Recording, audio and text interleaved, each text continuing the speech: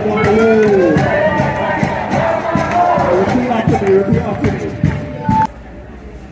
right, fine.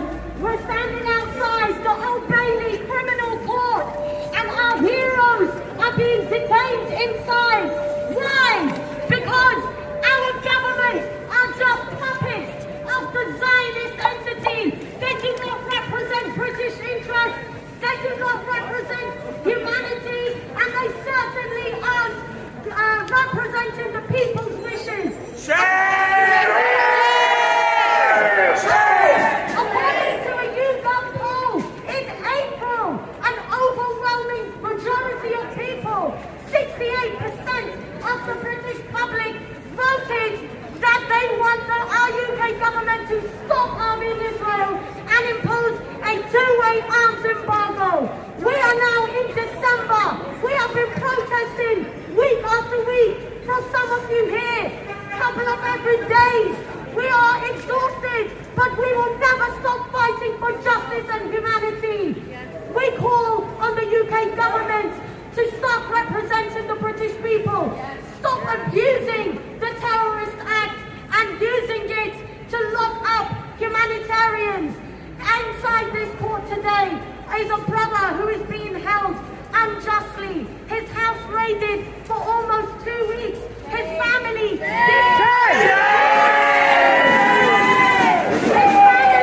displaced from their home, could not even go in to cook or grab any clothes. Why? Because they are persecuting anybody who is opposing terrorism, anybody who is opposing apartheid, opposing ethnic cleansing. The UK government know that the ICC has issued arrests for Netanyahu, but are finding loopholes so that they can escape and still use our taxes to support ethnic cleansing. Shame! We want to make it clear that we the people have the power, and we will not stand idly by as you misuse the law and you manipulate the law to persecute us, to persecute people whose only crime is to fight for the preservation of human life. Right now, the north of Gaza is being ethnically cleansed. And I'm going to read you a message that we received from Dr. Hussam this morning.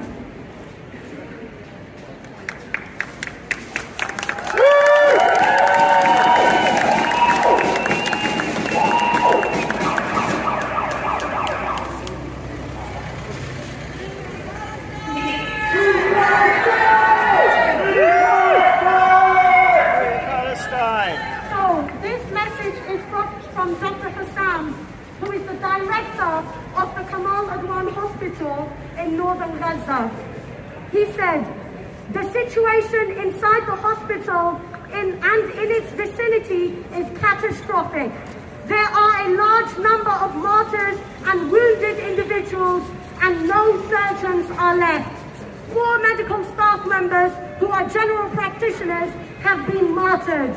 The only medical team that was performing surgeries was the Indonesian medical delegation, which was forced to leave to the checkpoint. Medical supplies are nearly depleted, and there are hundreds of casualties. Initially, there was a series of airstrikes on the northern Gaza and western sides of the hospital, accompanied by intense and direct fire, which fortunately did not result in any injuries inside the hospital. Then we were surprised by 2 individuals entering the hospital with a megaphone. They approached me and ordered me to evacuate all patients, displaced persons and medical staff, gathering everyone in the hospital's courtyard and forcibly taking them to the checkpoint. After that, they returned to me and requested 1 companion for each patient and displaced person to assist in the evacuation. It is important to note that the Indonesian medical delegation was the first to be forced to leave the checkpoint. In the morning, we were shocked to see hundreds of bodies and wounded individuals in the streets surrounding the hospital. The situation is catastrophic in northern Gaza, particularly in the vicinity of Kamal Adwan Hospital. Oxygen generators were targeted at night, and now there are only 2 inexperienced surgeons available to perform surgeries on patients. They have been forced to begin operations despite their lack of experience, as there are 20 wounded individuals in need of urgent care. Human rights organizations and international institutions must take action to save what can be saved due to the repeated war crimes that have become a daily routine for the occupation. This is an update directly from Dr. Hassam in his words as of this morning, the 6th of December. So what he is saying to us is that the IOF issued evacuation orders. Not only did they do that, they came on foot and forcibly displaced the patients, many of which are bedbound, many of which have got gastric tubes and drainage tubes, catheters still attached, unable to walk, no devices to assist them with mobility. And the streets of northern Gaza is completely, it doesn't facilitate even a normal cart to go by. So mobilizing these patients to leave is almost, well, it is impossible. And then he went on to say, the next day, so today, when they woke up, these people who had been evacuated had been massacred, and their bodies are laying strewn all around the Kamal Adwan hospital. Shame! Every single day, we are waking up to witness accounts from the doctors in Gaza. We are hearing witness accounts from international humanitarian delegations. They have given testimony in the ICC, including our British doctors.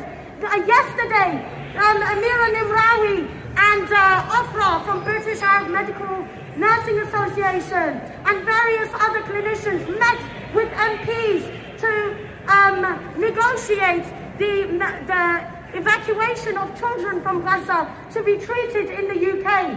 But what were they met with? They met with a hard no. Back in April and now in December again. Shame! And we are seeing that they are demonizing us.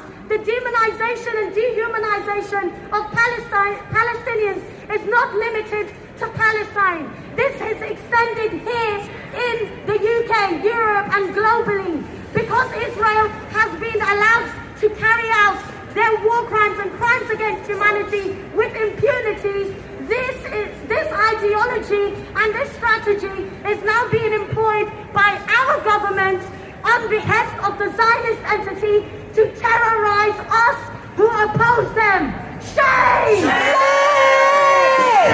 Well, we will not stop rising against oppression. We will not be silenced, and we will not stop fighting for the preservation of human life.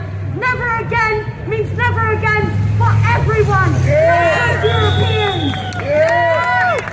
We won't stop, we will keep going for Syria, Sudan, Congo, Palestine, Iraq, Yemen, Lebanon, and anywhere there are oppressed people. Free! Free!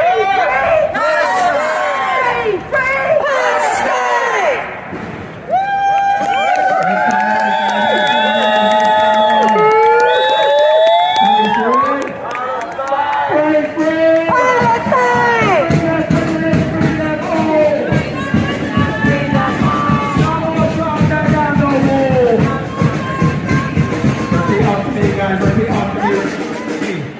Free the prisoners, free